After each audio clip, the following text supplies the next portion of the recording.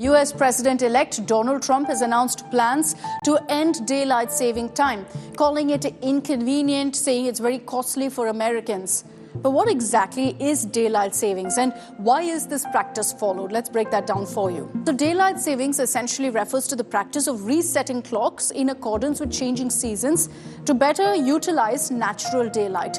Clocks are adjusted forward by 1 hour in the spring and back by 1 hour in the autumn. So let's first begin by explaining to you the origins of daylight savings.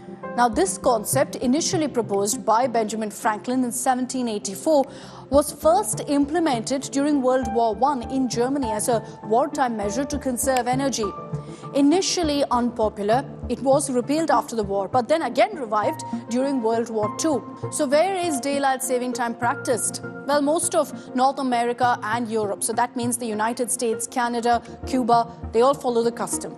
Majority of other countries, particularly those who are close to the equator, do not.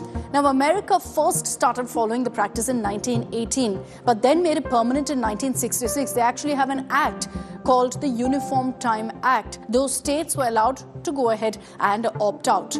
Today, most states in America observe it. Hawaii and Arizona are the only ones who don't, citing their unique climate and geography. The United Kingdom practices daylight savings. They set their clock back 1 hour on the date of October 29th, because that's when autumn is. Australia, on the other hand, winds its clocks forward by 1 hour on the first Sunday of October. Many countries worldwide, however, have adopted and rejected it multiple times, but rejected the proposal due to a lack of popular support and technical challenges. Now, according to a 2023 analysis, this is by Pew Research Center, half of the countries globally previously observed these clock changes.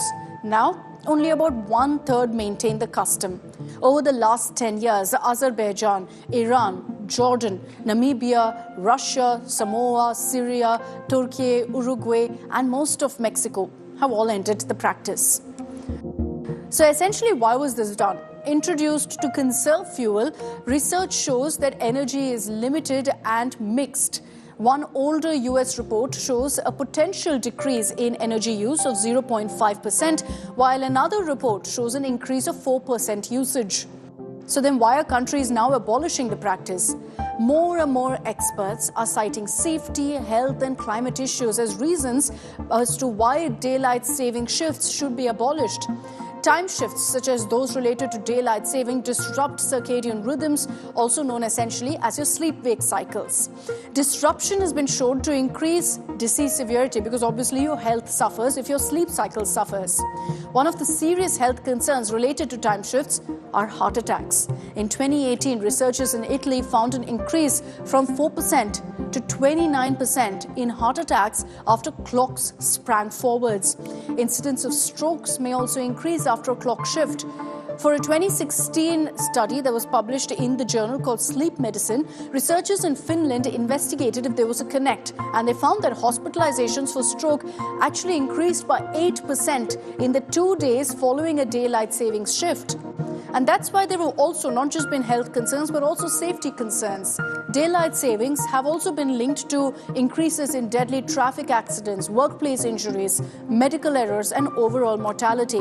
In 2018, researchers in Spain published a shocking study that after collecting data from cities across Spain, they found a 30% increase in fatal traffic accidents on the day that clocks sprang upwards. On the day clocks fell backwards, they saw an increase of 16%. Similarly, in a 2021 study, researchers from the Mayo Clinic in the United States found an almost 19% increase in safety-related incidents in the 7 days after clocks sprang forwards, and an almost 5% increase in the 7 days after clocks fell back.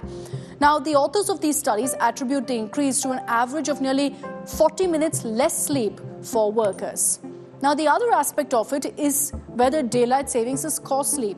It can be due to its impact on energy consumption, health, and productivity. The longer daylight hours often lead to increased cooling costs. The study found that economic cost of daylight savings in the United States alone was significant, with a total estimated cost of $672 million annually.